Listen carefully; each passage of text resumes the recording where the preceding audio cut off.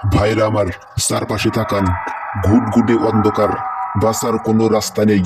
পকেটে খাবার কেনার টাকাও নেই। চাকরি একটা ছিল, সেটাও চলে গেছে। আজ আমি আপনাদের এমন একজনের গল্প শোনাবো, যেটা আপনার গল্প, আমার গল্প, আমাদের গল্প। এই গল্প শুনলে আপনার ঈমান তাজা হয়ে যাবে, আপনার রিজিকের টেনশন দূর হয়ে যাবে ইনশাল্লাহ। আব্দুল্লাহ নাম শুনে মনে হয় ছোট, কিন্তু ঈমান পাহাড়ের মতো মজবুত। সারাদিন হাড় ভাঙা খাটুনি খাটে গার্মেন্টসে। যা বেতন পায় 12,000 টাকা, তা দিয়েই স্ত্রী আয়েশা, মেয়ে ফাতেমা ক্লাস 3-তে পড়ে, ছেলে ওমর ক্লাস 1-এ পড়ে। তাদের নিয়েই সুখে সংসার। সুখ মানে কি ভাই বিরিয়ানি, ফ্ল্যাট না। সুখ মানে মাগরিবের পর সবাই একসাথে খাওয়া দাওয়া করা। কিন্তু আল্লাহ পরীক্ষা নিবেন, কারণ যাকে আল্লাহ ভালোবাসেন তাকে পরীক্ষা করেন। একদিন দুপুর 2টায় মালিকের ডাক, আব্দুল্লাহ কেবিনে আসো। মালিকের চোখ লাল, কোম্পানি লস, অর্ডার নাই, অর্ধেক লোক ছাঁটাই করতে হবে, তোমার নাম লিস্টে পড়েছে। আব্দুল্লাহর পায়ের নিচ থেকে মাটি সরে গেল। 4 বছর চাকরি, একটা টাকাও মরে নাই। সততার সাথে কাজ করেছে, বিনিময়ে এই। সেই দিন বাড়ি ফিরে দেখে মেয়ে ফাতেমা জ্বরে কাঁপছে। 103 ডিগ্রি জ্বর। ডাক্তার বলেছে টাইফয়েড। 3,000 টাকার ঔষধ লাগবে। পকেটে মাত্র 240 টাকা। বসের রুমে গিয়ে কেঁদে বলল, স্যার 1 মাসের বেতন অগ্রিম দেন, মেয়েটা মরে যাবে। বস মুখের উপর বলে দিল, কোম্পানির নিয়ম নাই। সেদিন আব্দুল্লাহ বুঝল, দুনিয়া কারো না, দুনিয়া টাকার।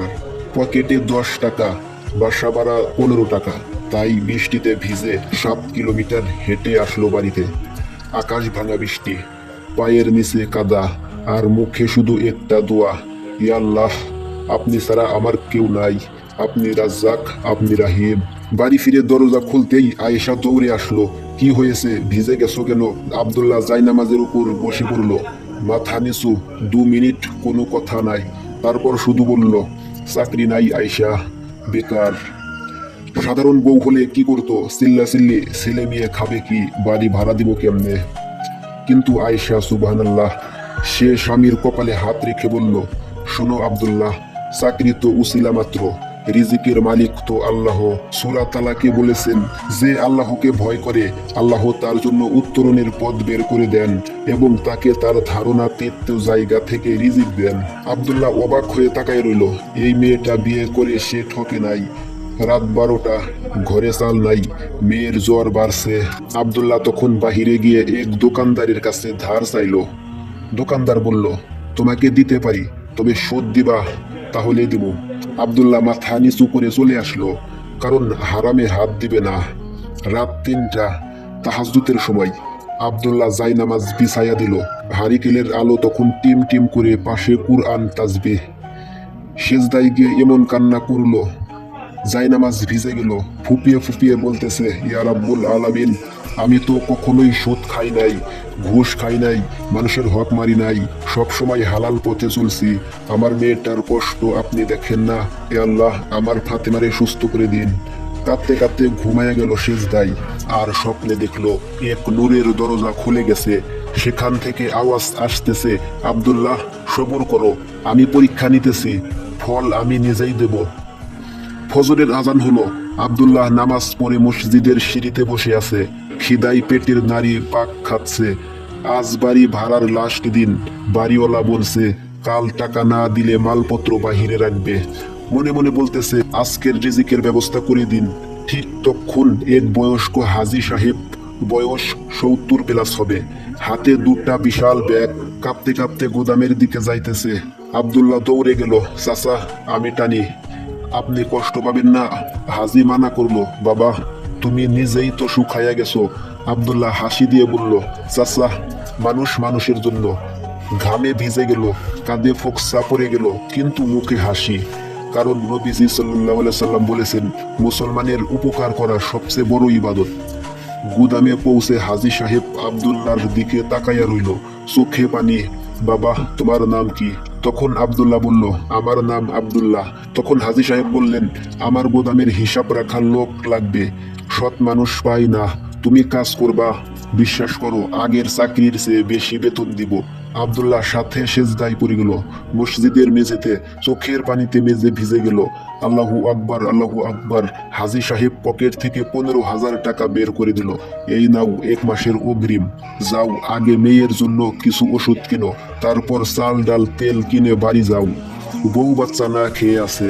আসরের নামাজের সময় আব্দুল্লাহ বাড়ি ফিরল, হাতে 3টা ব্যাগ। আয়েশা দরজা খুলে অবাক।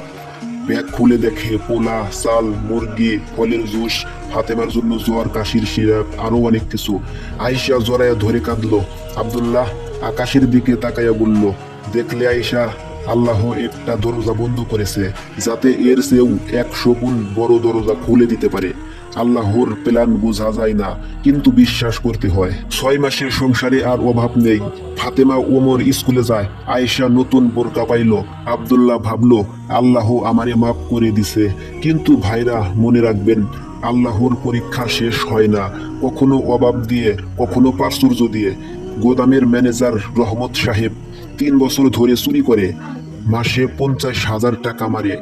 আব্দুল্লাহ আসার পর তার চুরি বন্ধ হয়ে গেছে। আজ বড় চালান আসছে, 20 লাখ টাকার মাল। রহমত আব্দুল্লাহকে কেবিনে ডাকলো, দরজা বন্ধ করে দিল, এসি ছাড়লো।